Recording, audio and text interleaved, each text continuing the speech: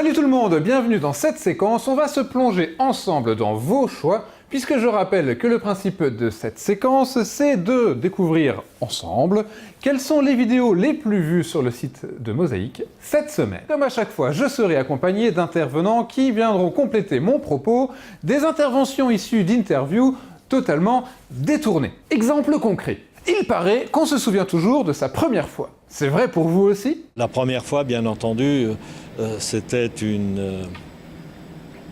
On va couper là parce que... Oui, c'est préférable. Là,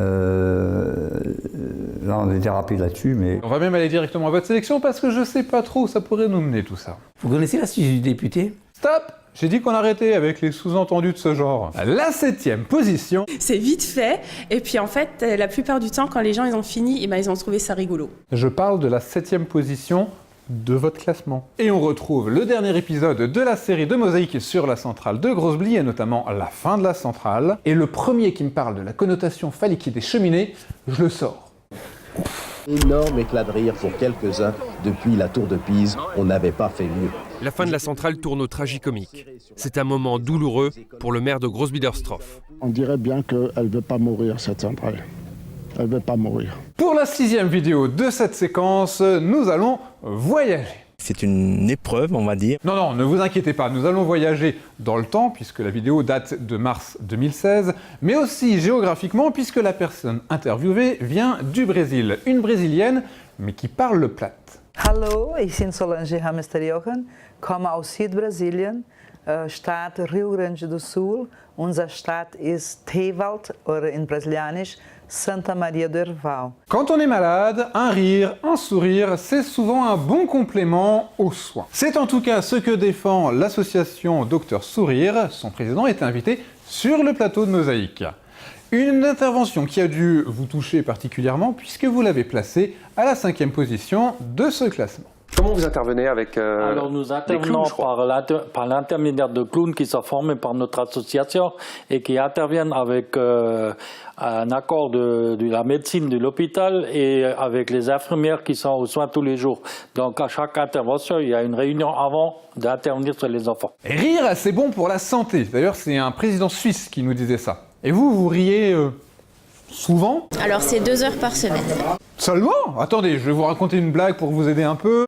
Alors là, non. Ça, c'est vexant. Allez-y, vous, pour voir. Vous connaissez l'astuce du député? Bonjour, monsieur le député. Bonjour, monsieur... Rappelez-moi votre nom. Sandras. Non, mais ça, je sais. Mais votre prénom. On appelle ça l'astuce du député. On retrouve la série de Mosaïque avec cette fois-ci le thème, c'est Sarguminois venu d'ailleurs. Je viens de Grèce. Mon mari est médecin, il est orthopédiste, il travaille à l'hôpital de Sarreguemines. Il y a 4 ans qu'il est là, mais il y a juste 6 mois que je suis venue ici avec mes enfants, mes 3 enfants. Et c'est l'heure du podium de la semaine. Et en 3e position, vous avez décidé de placer l'interview du PDG de Sarplace. Vous êtes considéré plutôt comme une petite entreprise ou une grande entreprise? Alors, je dirais dans notre métier, au niveau du Grand Est, on est une relativement grande entreprise, on va rester modeste. Au niveau national, dans les classements établis par rapport au chiffre d'affaires, on ressort en 75e position, ce qui n'est pas mal. Pour ce qui est de la vidéo qui arrive en 2e position, je suppose que la saison y est un peu pour quelque chose. Les beaux jours arrivent, on commence à réfléchir à comment perdre 2-3 kilos pour préparer les périodes en maillot de bain. Et la difficulté, elle est là. La révolution du corps, c'était le thème du dossier de Mosaïque de ce mois-ci. Perdre beaucoup de kilos en très peu de temps, est-ce que c'est bon pour la santé?